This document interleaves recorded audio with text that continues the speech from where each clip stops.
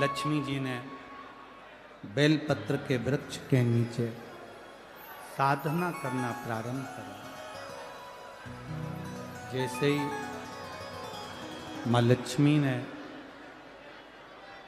बेलपत्र के वृक्ष के नीचे साधना करना प्रारंभ करा तो देवाधिदेव महादेव कुछ ही समय में प्रदोष काल के समय पर लक्ष्मी जी के सामने शंकर भगवान प्रकट हुए। शिव जी ने पूछा, लक्ष्मी तुम्हें क्या चाहिए? लक्ष्मी जी कहती हैं, मेरी यह अश्व की योनि, मुझे अश्वी बनना पड़ा, घोड़ी बनना पड़ा। इस अश्व की योनि से मैं मुक्त हूं,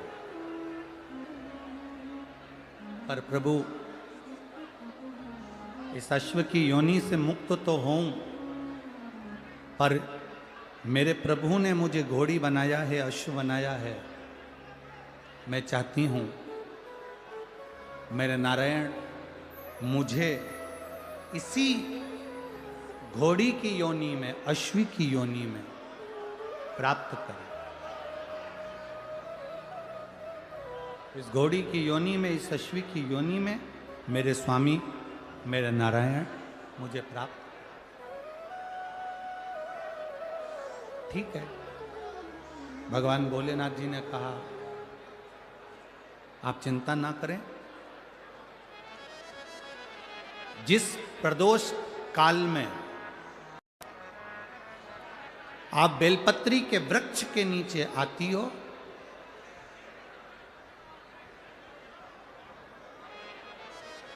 दुनिया का कितना भी दरिद्र व्यक्ति हो, चाहे दुनिया का कोई व्यक्ति ऐसा हो जिसका कभी व्यापार चलता ही नहीं हो, उसने 50 बार बदल के देख लिया, फैक्ट्री चली नहीं रही, जिस काम को करने के लिए जाते हैं वो काम टल जाता है, आज की जगह कल, कल की जगह परसों, परसों की जगह नरसों, काम होता ही नहीं। बेटा बेटी का संबंध करने जा रहे हैं पर हो ही नहीं रहा।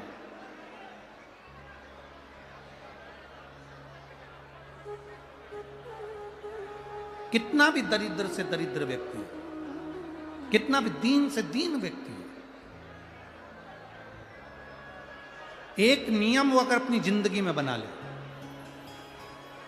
प्रदोष काल में, प्रदोष के समय पर बेलपत्री के वृक्ष के नीचे एक बार जाकर नमन करना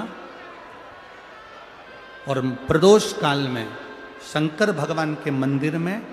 दिया लगाना, ये दो चीजें अगर वो 3 महीना भी लगातार कर ले तो उसके जीवन में कभी कोई समस्या आ ही नहीं सकती, कोई दुख आ ही नहीं सकता। एक नियम बना, जैसे जिस नारी को, जिस पुरुष को, जिस बच्चे को, जिस बड़े को चर्म रोग हो जाता है, चमड़ी सफेद पड़ने लगती है, जब चमड़ी सफेद पड़ने लगती है, चर्म रोग जैसा जब हो जाता है या चर्म रोग उसको घेरने लगता है, चमड़ी जब सफेद पड़ने लगे या चमड़ी काली पड़ने लगे, या चर्म रोग सोराइसिस जैसी बीमारी तक के लिए है हमारा,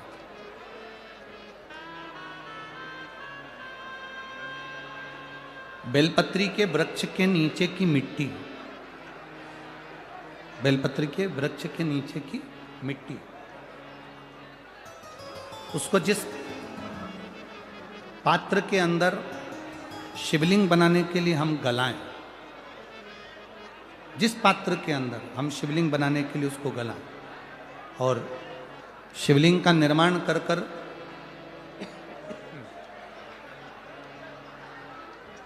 हम बेलपत्री के वृक्ष के नीचे उसका पूजन करें, उसका विसर्जन करें। और बेलपत्री के नीचे की जो मिट्टी है, जिस पात्र में गलाई जाती है, उस पात्र के पानी का स्नान, उस मिट्टी का थोड़ा सा भाग अपने शरीर पर लगाकर, जहाँ सफ़ेद चमड़ी हो रही हो या श्वेत चमड़ी हो रही हो, वहाँ लगाकर और उसका स्नान करना यदि हम प्रारंभ करें परंतु प्रदोष जैसे अपन शंकर भगवान के मंदिर जाते हैं, दर्शन करते हैं, पूजन करते हैं, उसी तरह बेलपत्री के वृक्ष के नीचे की मिट्टी को गलाकर हम शिवलिंग का निर्माण करते हैं। स्नान करना या शरीर पे लगाने के साथ में सबसे ज्यादा जरूरी है शंकर भगवान के उस शिवलिंग की पूजन करना, पार्थिव लिंग की पूजन करना। लगभग 2 शिवरात्रि निकलेगी महीने की, और बाबा जहां जहां से चमड़ी सफेद हो रही होगी वहां वहां से धीरे धीरे बाबा अपने असली रंग को देना प्रारंभ कर देता है। इतना बेलपत्री के वृक्ष की पार्थिव लिंग निर्माण और पूजन की उस मिट्टी का इतना वर्णन हमारे शास्त्र करते हैं, इतना वर्णन।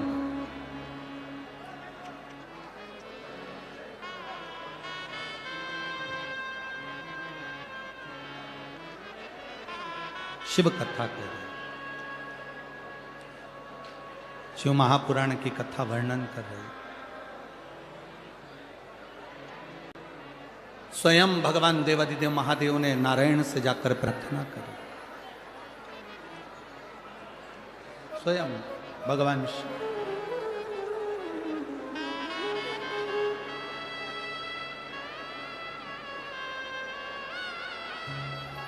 शंभु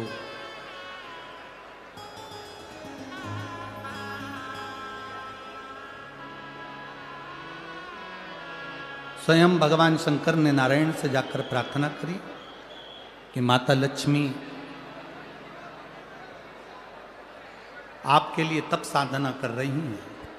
आप उनको जाकर दर्शन दीजिए। भगवान नारायण शिव जी के कहने पर जाने लगे। भगवान शंकर के कहने पर भगवान नारायण जाने लगे, पर भगवान शिव जी ने भगवान नारायण को रोका, और भगवान शिव जी ने नारायण को रोककर कहा, प्रभु रुको, मेरा निवेदन केवल इतना सा है, जैसे माता लक्ष्मी घोड़ी बनकर, अश्वी बनकर पृथ्वी पर गई हैं, आप अश्व बनकर पृथ्वी पर जाकर लक्ष्मी को लेकर आए। भगवान स्वयं नारायण अश्व बनकर पृथ्वी पर जाते हैं और लक्ष्मी जी को लेकर आते हैं। शिव महापुराण की कथा कहती है, भगवान शंकर का संवाद कहता है, स्वयं नारायण और स्वयं माता लक्ष्मी बेलपत्री के वृक्ष के नीचे विराजमान शिवलिंग का पूजन करते हैं और बेलपत्र की परिक्रमा करते हैं। जैसे ही उन्होंने बेलपत्र की परिक्रमा करी, शंकर भगवान वहां सम्मुख में जब आते हैं तो नारायण और लक्ष्मी जी भी अश्व की योनि से छूट जाती हैं, और नारायण भी अश्व योनि को त्याग कर नारायण लक्ष्मी बनकर वैकुंठ का निवास करने लगते हैं। स्वयं नारायण